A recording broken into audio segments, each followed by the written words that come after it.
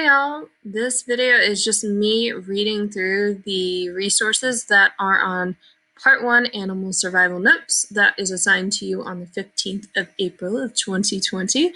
I am just going to straight up read through these. If I see something I want to add in, an example or clarifying point, I'll add it in as well. So if you've read through it and you've been able to take the notes with this assignment, great. I might have some wonderful nuggets of wisdom in here, of course. Not required, but I do want to throw this out here. So if I were in class with you, I'd probably be doing the same thing. So the first one I want to go through is the resource that's with Part 1. So you should be able to answer these 4 questions when I get done reading through this. So let's take a look. All right. Animal adaptations and survival. How can animals live in such different places in the world? Animals and plants are adapted to the conditions of the habitats in which they live. Animals live everywhere on Earth. Some places on Earth are very hot and some are very cold. Some places on Earth have a lot of water and plants, and other places have very little water and a few plants. More than 99% of Antarctica is covered with ice, but a few plants still grow there, mostly lichens, mosses, and algae.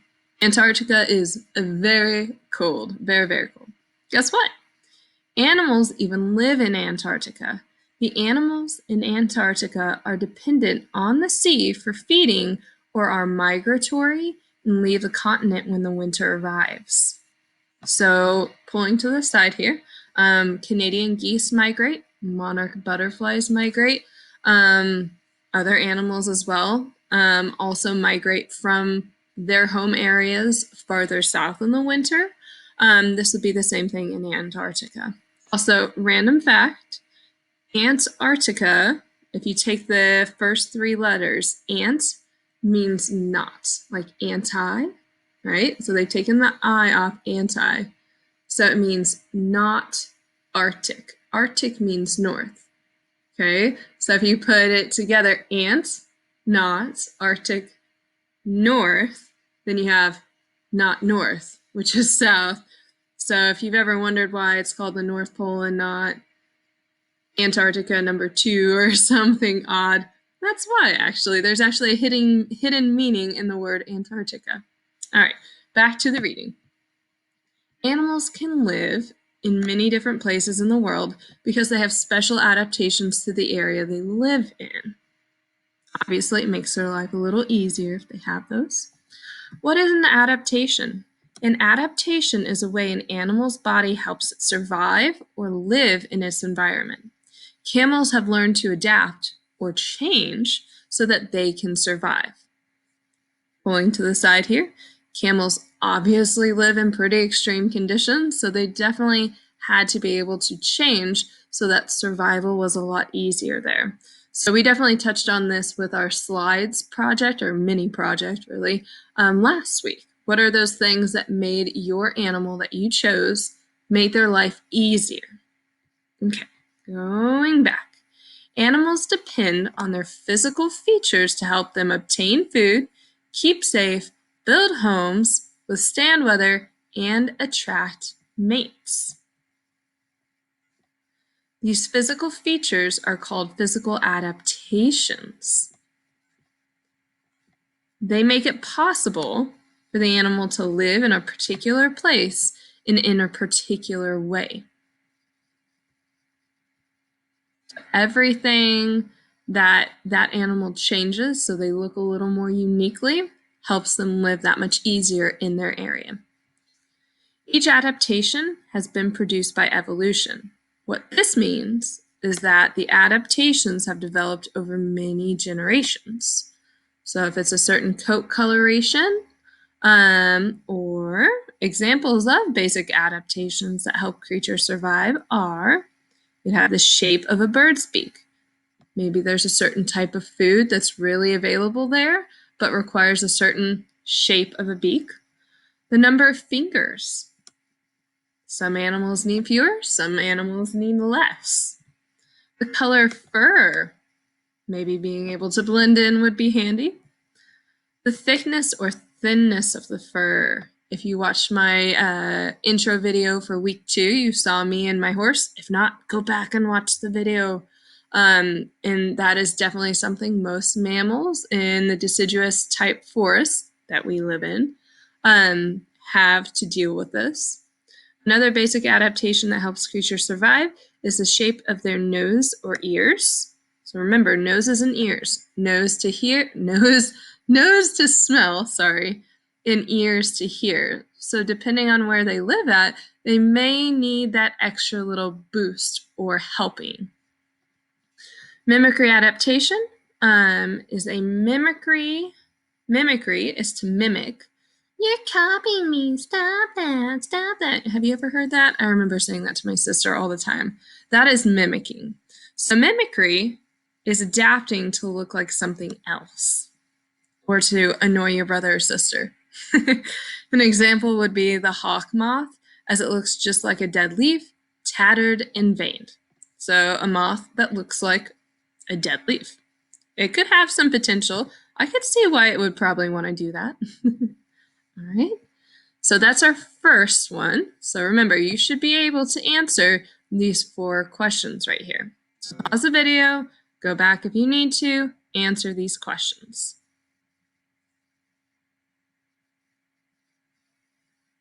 Okay, now I'm going to move on to the second part, animal adaptations. So there's a lot of information on this. However, it's kind of a nice guess and check system. So let me go ahead and we'll hop into this. Okay, what are adaptations? Adaptations, and do you see how nice that website is? It pops up the definition right there. Even though adaptations were discussed on the last website, look how handy that is. Super nice. All right, so adaptations are inheritable characteristics. Inheritable. Think about that. What did you inherit from your parents? Adaptations are inheritable characteristics that increase an organism's ability to survive and reproduce in an environment. Makes their life a little easier, right? Adaptations can help an organism find food and water, protect itself, or even manage in extreme environments where there's probably not many other animals or plants living. Adaptations develop gradually over long periods of time and through many generations of the species. So this is not something that 2 animals have offspring and suddenly the offspring looks dramatically and drastically different. These would be small changes that over time become very pronounced. So if you think to how all dogs are related to the wolf, right? Think about like my mini Aussie or toy Aussie. He looks much different than a wolf does. And that took a long time to get just a regular Australian Shepherd, let alone a teeny tiny cat-sized Australian Shepherd. So this is not just going to pop out of the blue. It does take time. Individuals with characteristics that are advantageous, so help them, are usually the survivors who live on to reproduce. They're usually the survivors who live on to reproduce and contribute offspring to future generations. If living and surviving is easier for them, they will be able to have more offspring. They're not having to go out and struggle to just get enough calories so that they can live each day. They're able to eat, they're able to go maybe rest a little bit, maybe go store up some more food, depending on what kind of animal they are. And then with that gives them free time to potentially attract a mate and keep their species going by reproducing. If an animal is just struggling to feed themselves each day, it's hard to imagine that they would then try to reproduce and stress themselves and pull themselves even thinner. Okay, so let's look at physical adaptations. Physical adaptations are body structures that help an organism find and consume food and water to protect itself or cope with tough environments and reproduce. So basically, body structures that help an organism live in some way or the other. So make a guess. What do you think this owl is doing?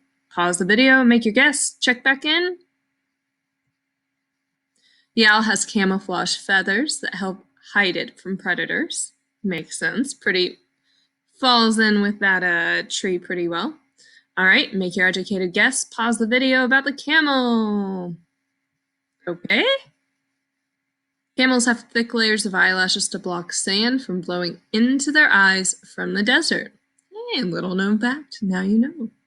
All right, this giraffe, make your educated guess. What body structure allows the giraffe to survive easier? Pause the video, make your guess. They have long necks that allow them to reach high leaves and tall trees. That picture was very leading, wasn't it? All right. Second row, polar bear. What do you think? What body structure is allowing this polar bear to survive easier? Pause the video, make your guess, check back in. They have large furry feet and short, sharp claws that give them good traction on ice. That would definitely be helpful, especially around here. If I could have some of those in the wintertime, I'd be doing a lot better. All right, looks like we have a certain type of cactus.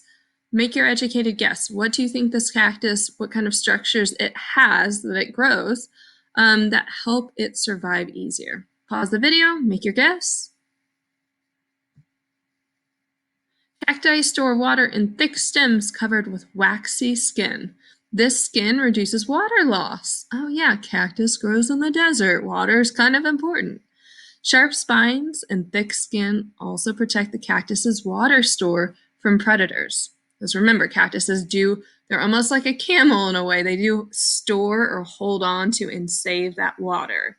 So they're trying to keep other animals from eating them. Since obviously cactus and cacti can't just get up and walk away like animals can. Plants have to come up with their own defenses. All right, and lastly, we have our peacock over here, if I can get out of this thing. Okay, we have our peacock, so make your educated guess. What kind of body structure do you think the peacock has? Pause the video, make your guess. Brightly colored male peacocks use color to attract mates. Yep, most definitely. The female peacocks actually are not nearly as attractive color-wise.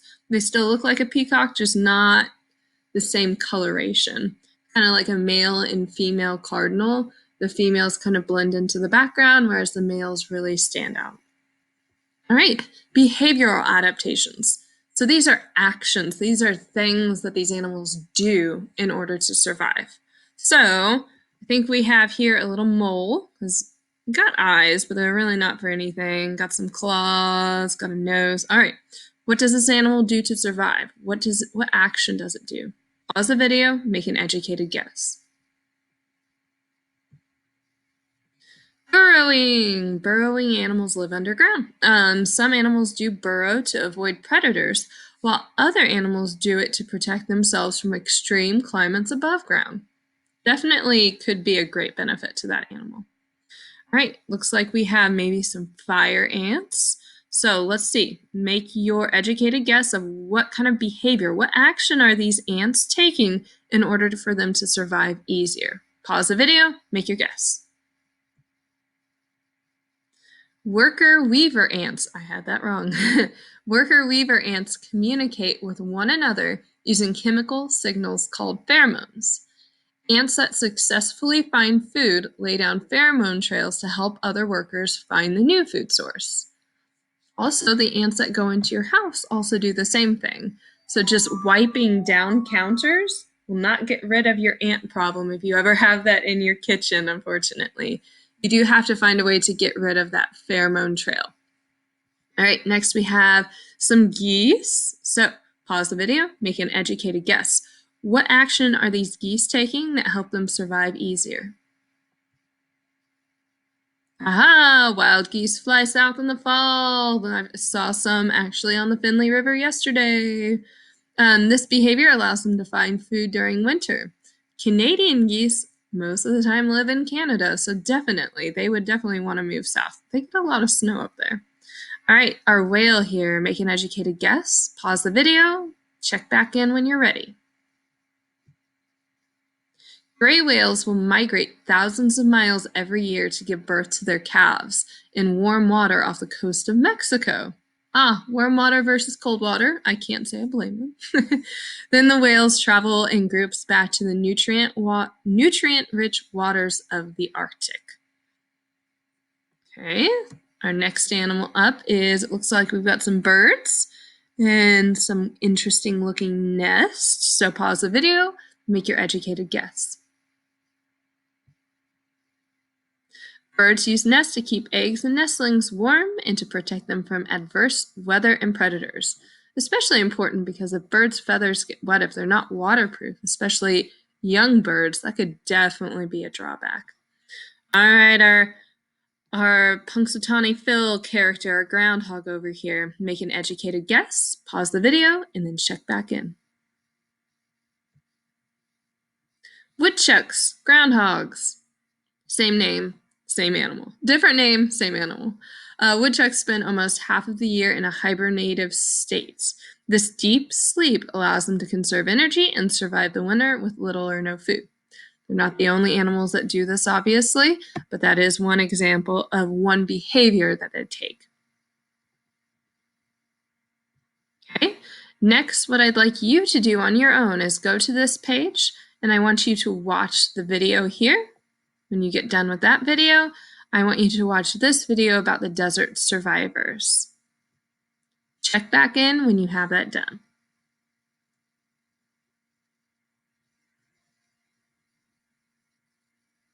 Okay, next, world biomes. So we did talk about this before spring break, so it's going to be a good way to test your knowledge. Scientists divide the world's major land environments into different biomes.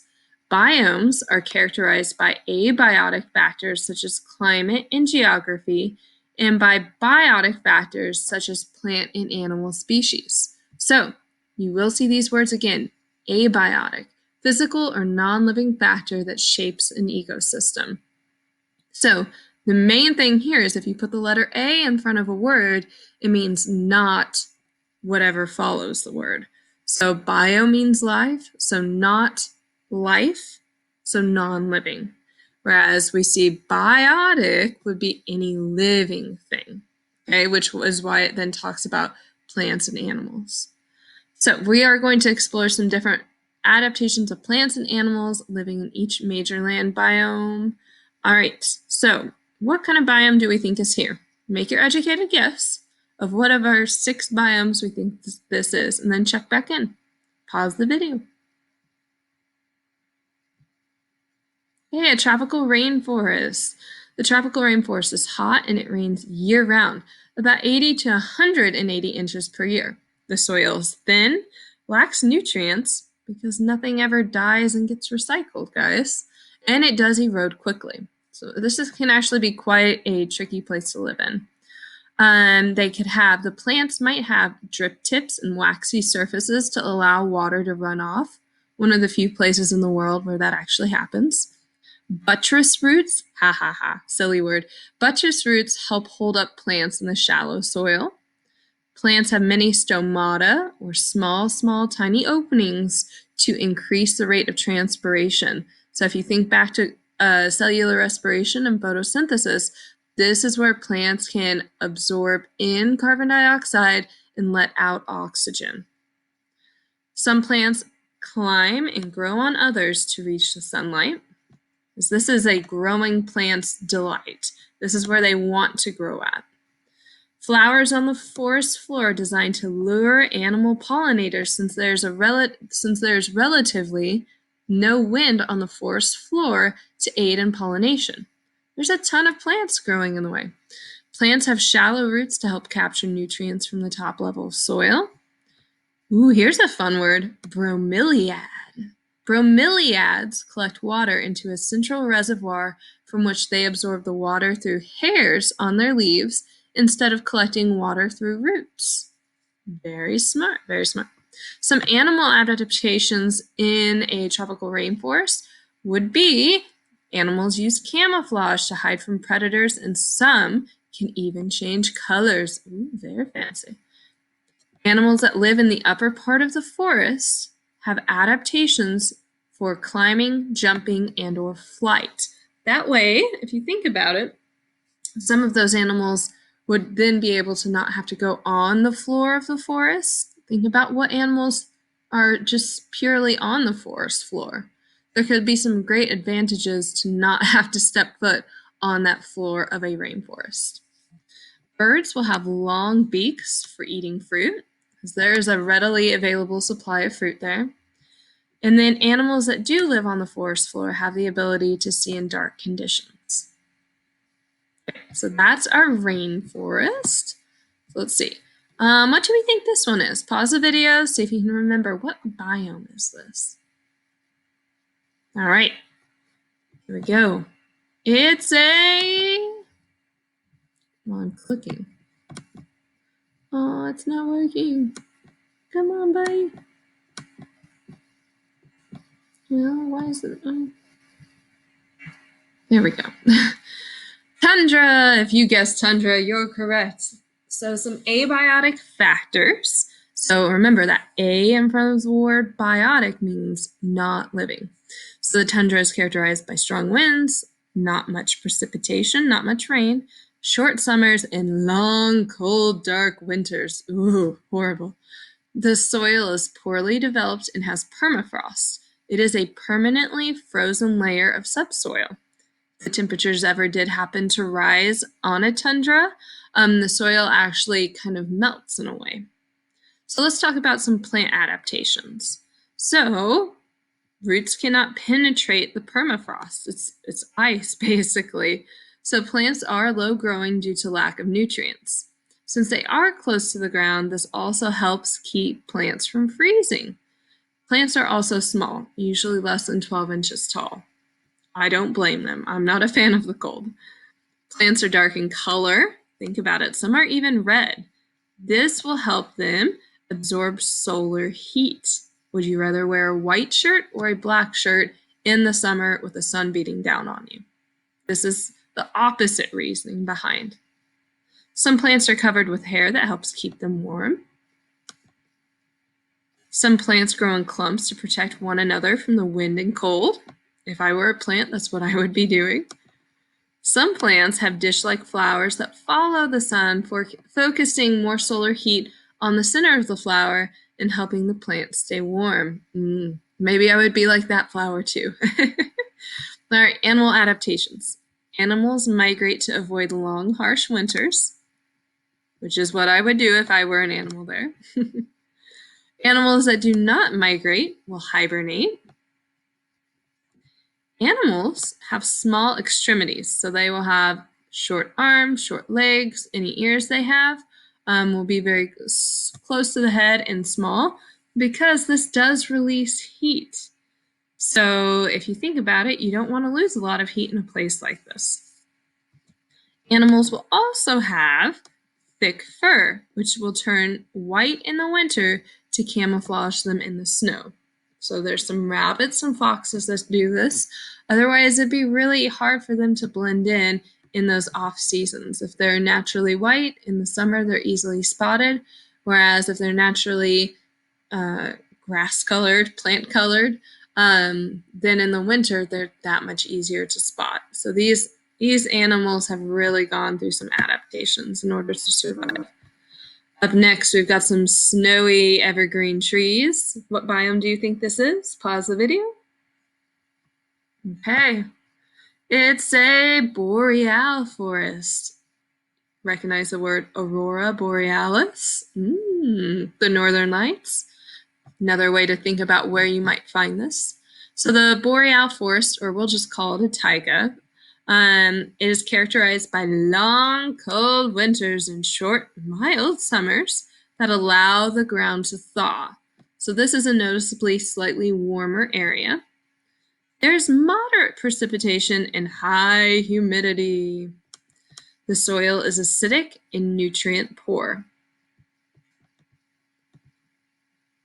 Many trees are evergreen, so that plants can photosynthesize right away as soon as the temperatures rise. Probably not many opportunities for that.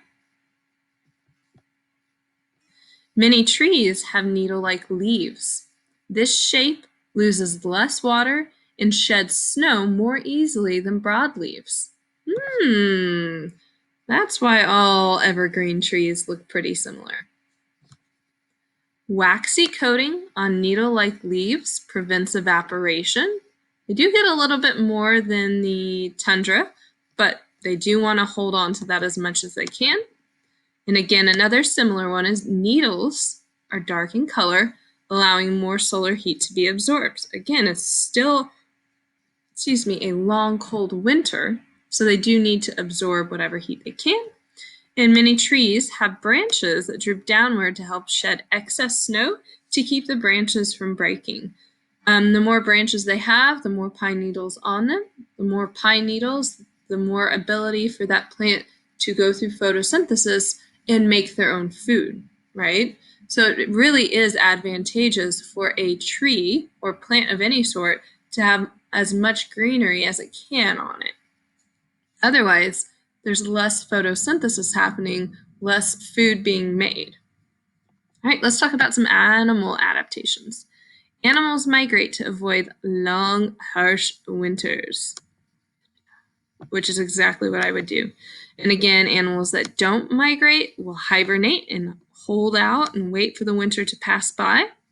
Again, they do have those small extremities, so short legs and ears, to prevent heat being lost. Animals have extra insulation in the form of fat, fur, or down feathers to help keep them warm. So I'm seeing more animal adaptations here. I'm probably assuming that there's probably more animals that can live through these parts. And then animals are camouflaged to blend into their environment to help protect them from predators. All right, up next, we've got a greeny forest. Looks pretty familiar. Make your guess. What kind of biome do you think this is? It is a temperate forest, or we called it a temperate deciduous forest. So this is what we would live in. We have 4 distinct seasons.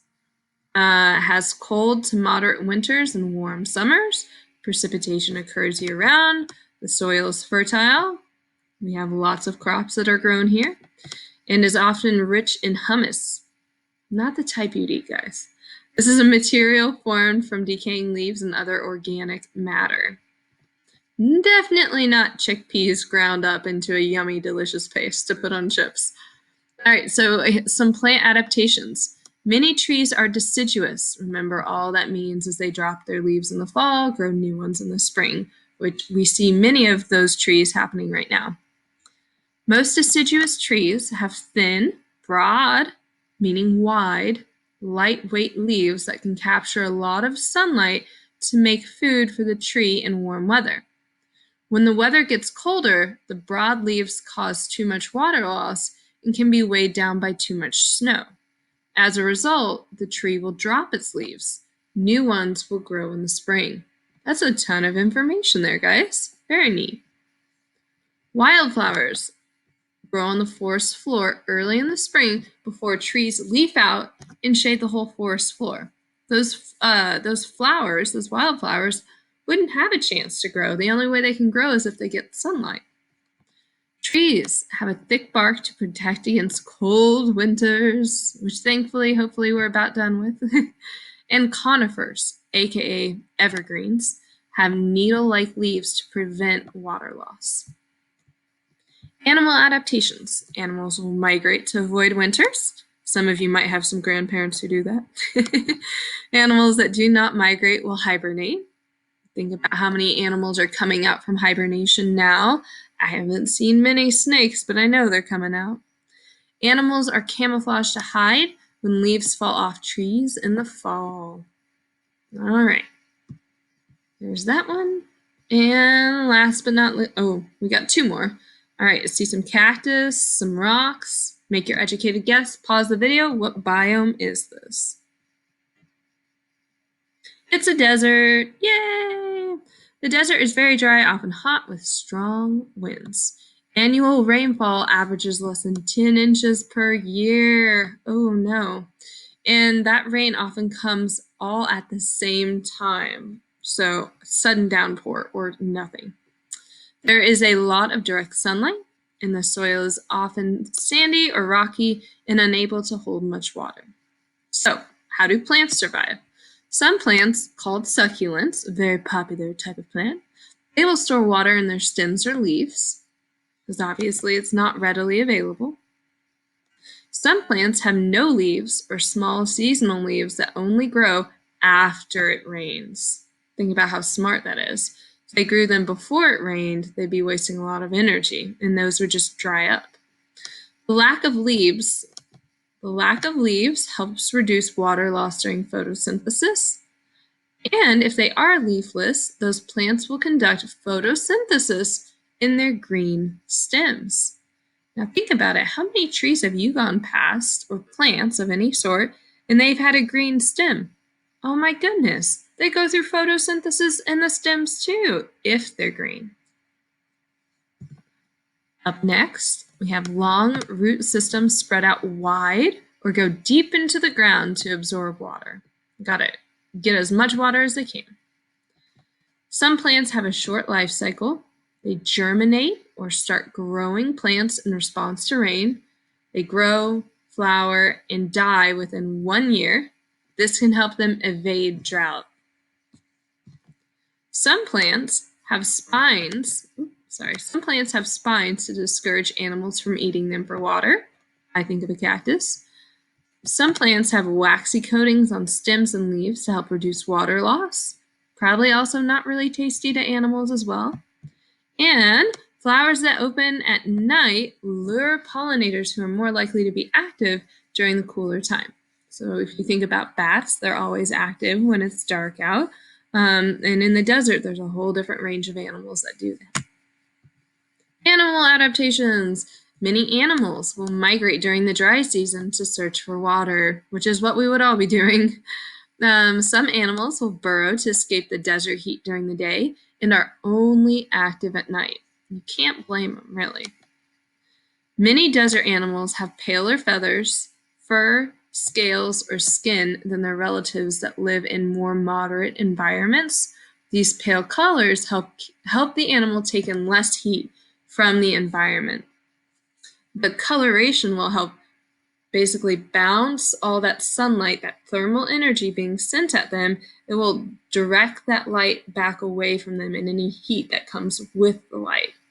Whereas if they didn't have those lighter colors and they had darker or not pale colors, so think like navy blue and black and dark brown, hunter green, those would help soak in. So unlike our taiga and our tundra, these animals are doing opposite colors. Pale colors also help to provide camouflage so that animals can blend into their environment to help protect them from predators.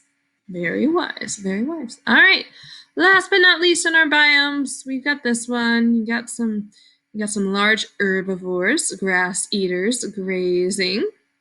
Pause the video. What kind of biome do you think this is? It's a grassland. Hopefully you got that one. Woohoo. Grasslands have hot summers and cold winters. Rainfall is uncertain and drought is common. The temperate grasslands usually receive about 10 to 30 inches of rain or precipitation a year. The soil is extremely rich in organic material due to the fact that the above-ground portions of grasses die off annually, which enriches the soil. Stepping to the side here, the rainforest never gets that opportunity. The growing season, the summer in a rainforest, the tropical rainforest, never ends, so those plants never die. If a tropical rainforest is able to go through a growing and non-growing season, the summer and winter of sorts, the soil would probably be much better and much more rich. But unfortunately, since it's just a permanent summer of sorts, the soil lacks a lot of nutrients and it's quite hard to survive there for plants. All right, so some plant adaptations. During a fire, above ground portions of grasses may perish, may pass away and get burnt up, but the root portions survive and they will sprout again. Some trees have thick bark to resist fire, so they might look a little damaged after a fire, but they are still living. Prairie shrubs readily resprout after a fire. So a fire goes, a couple weeks go by, and oh my goodness, look at all the shrubs that are right back out there. Roots of prairie grasses extend deep into the ground to absorb as much moisture as they can. They're going to soak up as much liquid as they can. Extensive root systems prevent grazing animals from pulling roots out of the ground.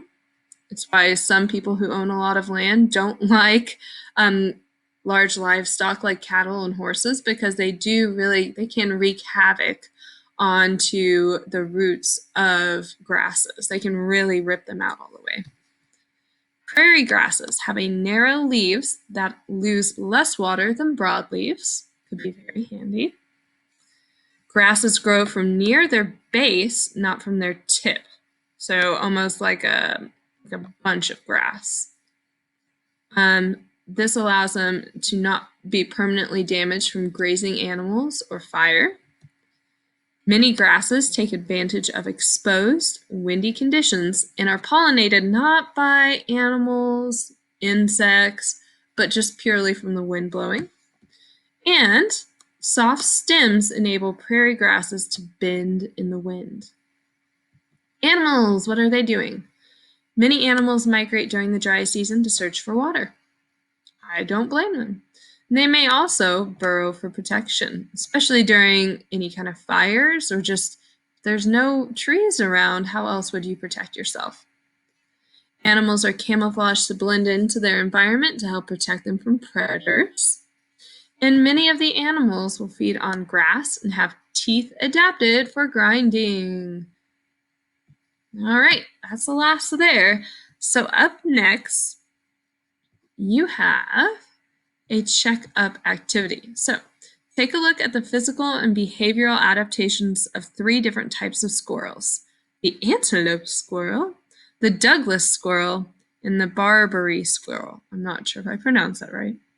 Predict which ecosystem each squirrel is best adapted to: the grassland, the desert, or the forest. After you have made your predictions, drag and drop your predictions to the correct ecosystems to check your answers.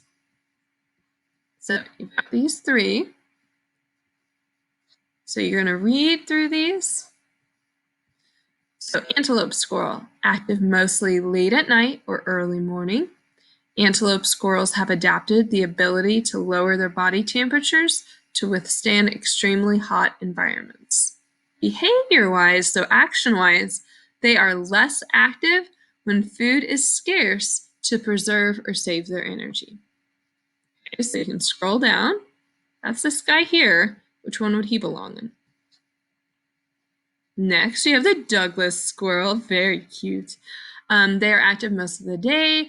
They have adapted sharp claws that make them great climbers. Hint, hint, climb what? Douglas squirrels also collect nuts mid to late summer in preparation for the winter. Okay, so if you scroll down, this is the darker looking one. That guy right there. Which one would it belong into? And last but not least, the Barbary squirrel. They're active mostly in the evenings or early mornings. They have adapted long, bushy tails to blend into their environment. They will generally build their nest or burrows by a water source, and they usually do not travel far to avoid predators. So that's this guy here. Where would they go? They'll drag and drop and click check.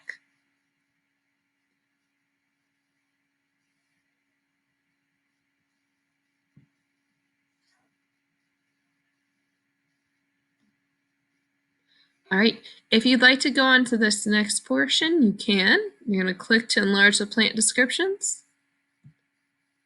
And you're going to try and decide from these 4 which plant species is best adapted to survive in the desert.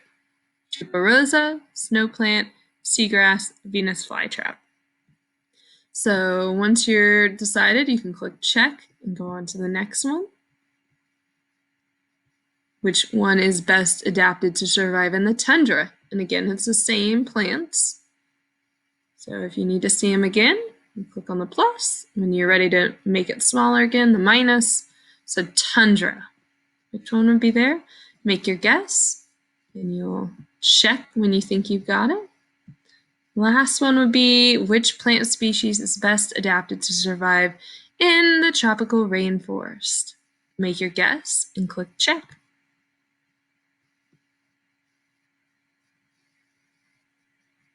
All right, I'm going to pause the recording right here. Let me know if you have any other questions.